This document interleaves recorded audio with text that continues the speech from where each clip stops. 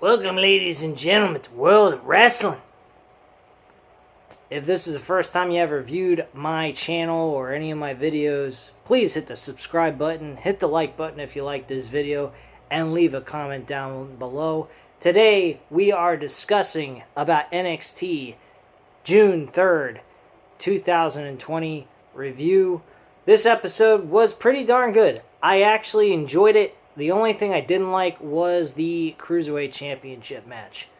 I'm going to make this review very short, sweet, to the point.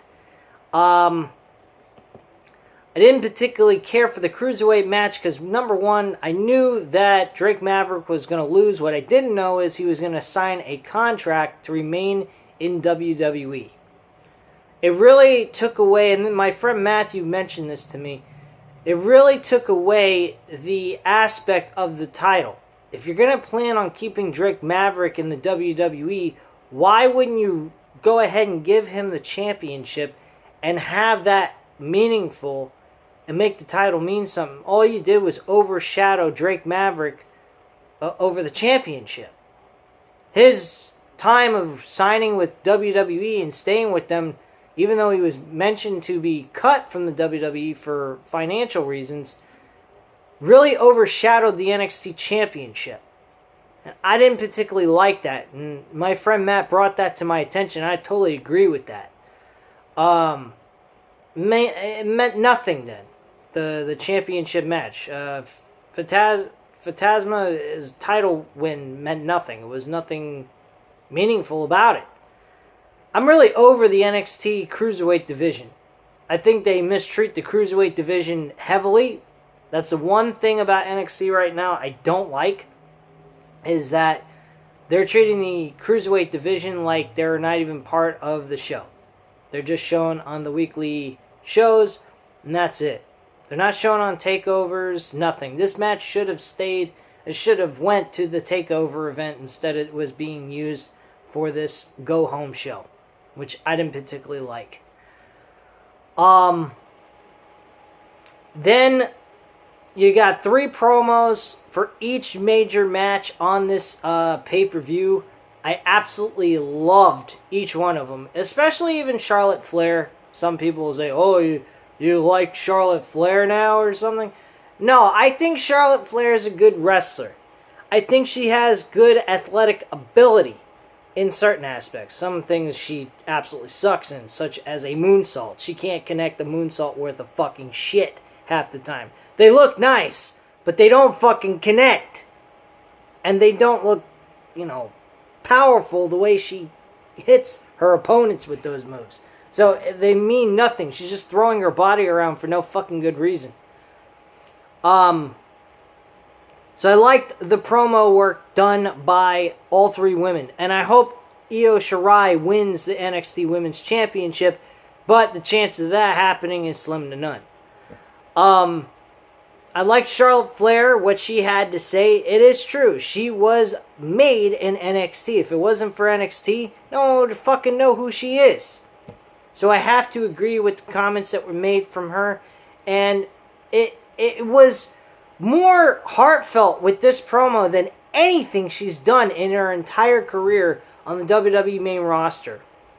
Why she hasn't been like this person in this promo video makes no sense to me. She sounded more genuine. She sounded realistic. She didn't sound like some fucking android idiot. But at the end of the day, she acts like a cocky son of a bitch. And in this promo video, she was not. She was more of a humble person who was happy to be the NXT Women's Champion and come back into this division and still prove that she's one of the best, beating the best women's division WWE's brand has to offer.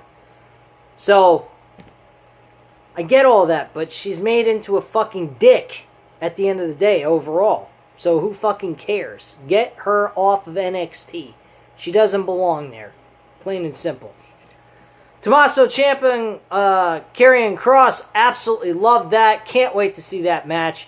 And Velveteen Dream and Adam Cole, baby, for the NXT World Heavyweight Championship. Got to admit, looking forward to that. know what's going to happen. I'm predicting Adam Cole will lose. But I am assuming that this matchup, even if it's cinematic, it will be entertaining. I'm looking forward to that. Alright, so let's kick-start into the matches here, because I want to just get this kind of taken care of, explain some of how I felt about this show overall with the matches, and get the hell out of here.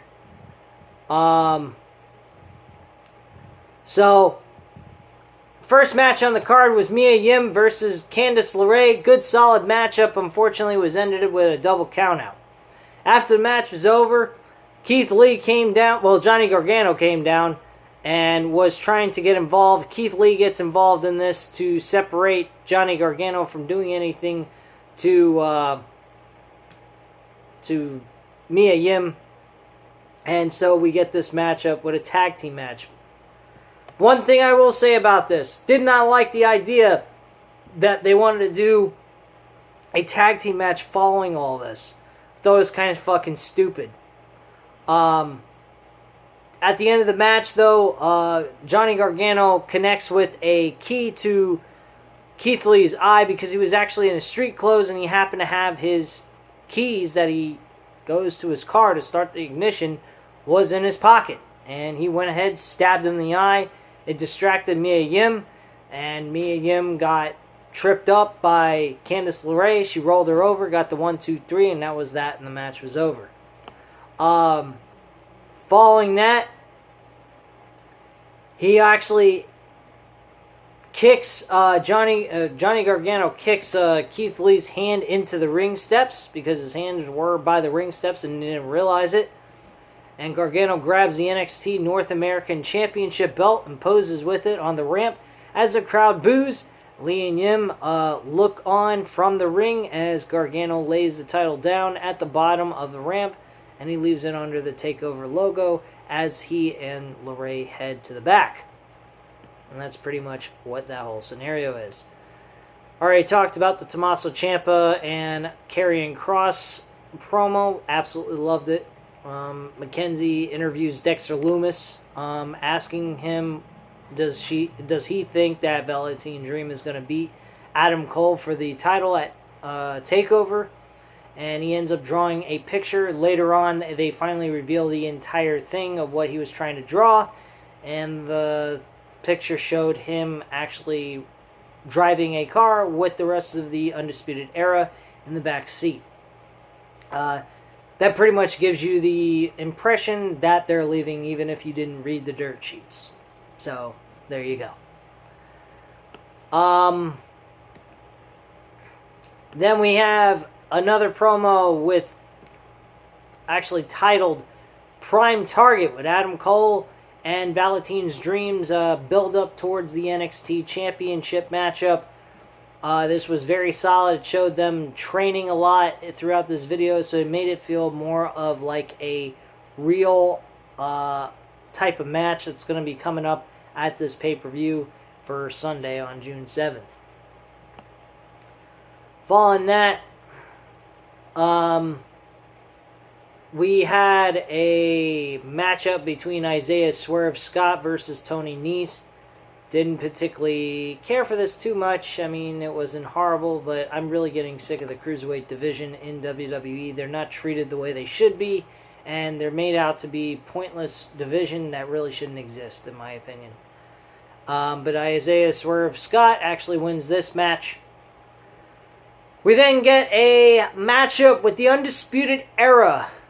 Orny Lorcan, and actually Undisputed Era had Bobby Fish and Roderick Strong to represent Undisputed Era, with Orny Lorcan and Danny Burch in this matchup, plus a surprise third team for a triple threat match to determine a number one contender for the tag team titles, and that was Breezango with Tyler Breeze and Fandango. Outside of the gimmick, I will say this.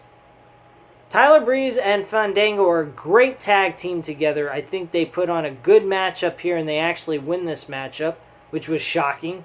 And I believe this is their first tag team championship opportunity in WWE, period. as a tag team. So I'm actually impressed that NXT went with this idea. Granted, I think them going with that is something new and fresh. Like I said, they didn't challenge for the tag team titles ever in WWE, so it's something new. The matchup, though, this triple threat match was solid as fuck. Absolutely enjoyed it. So we go from that to a Chelsea Green firing Robert Stone in a post-show NXT segment last week after she teamed with NXT Women's Champion Charlotte Flair to defeat Io Shirai and Rhea Ripley. Aliyah versus Santana Garrett. Nothing much to speak here. Santana Garrett wins with Robert Stone trying to cheer her on. And he looked very like he hasn't went to bed or taken a shower or cleaned himself or anything. It looked very fucking weird looking. Like he just woke up out of bed or something. So, I don't know what the hell that was. But he was standing up for Aaliyah in this whole situation and hoping she would win, and she ended up losing. So he can't represent her now, because she's a loser, apparently. We had the triple threat a triple threat promo video package of Charlotte Flair, Rhea Ripley, and Io Shirai. Solid stuff here. Absolutely loved it. Like I said, and again, Charlotte Flair came across more genuine and more like a human than some fucking generic dumbass reading a script. She seemed really cool here, but at the end of the day, she's not going to come across that anymore like that. She's going to be like what she has been, Android Charlotte Flair with no fucking character or charisma whatsoever. So who gives a fuck? But solid promo video that I really enjoyed watching. Bronson Reed versus Cameron Grimes. I can't stand that motherfucker, Cameron Grimes. He ends up beating Bronson Reed, which I believe these two guys have faced each other in the past, and Cameron Grimes has lost to Bronson Reed. This time, Cameron Grimes wins. And Karrion Kross comes out and sends a violent message to Tommaso Ciampa. I absolutely love the intensity that he provided after he back suplexed or German suplex fucking Bronson Reed. So after the suplex, Kross addresses the camera and says, "This Sunday, special," in regards to his match against Tommaso Ciampa, the Takeover in Your House pay-per-view event. Kross issues a tick-tock warning as we go to the commercial break. I really liked that. I thought he had a lot of intensity. The look in his eye it reminded me of Edge when he was a heel. Completely crazy and absolutely nuts. No control whatsoever. Now, they could take this to an advantage to Tommaso Ciampa. They could make Tommaso Ciampa beat Karrion Kross based on his lack of thinking and more reacting than thinking. They could go in that aspect, or they could just make Karrion Kross too much for Tommaso Ciampa to handle, and he ends up losing to Karrion Kross. Because at this point, Karrion Kross looks like the more dominant opponent than Tommaso Ciampa. Tommaso Ciampa could defeat Karrion Kross by using his head, outthinking him. I think that's the only way you can look at Tommaso Ciampa right now, because Tommaso Ciampa, with a problem with his neck, as people already know about his health issues with his neck and so forth, he's going to have to outthink him in this matchup in order to win this match. He's going to have to make him make a mistake. Basically, he's going to have to be a counter-puncher in a boxing match, is the way you want to look at it with Tommaso Ciampa. He can't go into this fight full-fledged forward. I don't think that would be the best strategy for them to have Tommaso Ciampa go with. Karrion Kross has more of the advantage in that. Because he's new, he's fresh, he hasn't had any major injuries to his neck for real, or any of his other body parts. So, with that being said, he has the ability to kind of like play it loose and do whatever it takes to beat his opponent type of thing. So that's just my look on that. And then the last thing on the card was the NXT Cruiserweight Championship, which I already touched on. And I honestly do not care. This was a fucking travesty. Drake Maverick not winning the championship was ridiculous, number one. It devalued the NXT Cruiserweight Championship. In my eye, I felt that, in my eyes, that really diminished the title because Drake Maverick was overshadowing the championship. Why not just go ahead and give him the fucking belt? He worked his ass off. He was the story of the fucking tournament to begin with. If you really look at it, he was the main story of this Cruiserweight tournament that they were having. So why not give him the championship to begin with? If you're going to re-sign him onto the company and keep him there, why not give him the fucking title? You know what's going to happen before it happens. So if you're planning on signing him, fucking give him the title. It was fucking dumb. Anyway, guys, that's really all I have to say on this. As usual, leave your comments down below. Hit the like button on this video, and hit the subscribe button if you're not subscribed to the channel. And I thank you very much for watching, and have a great night, guys.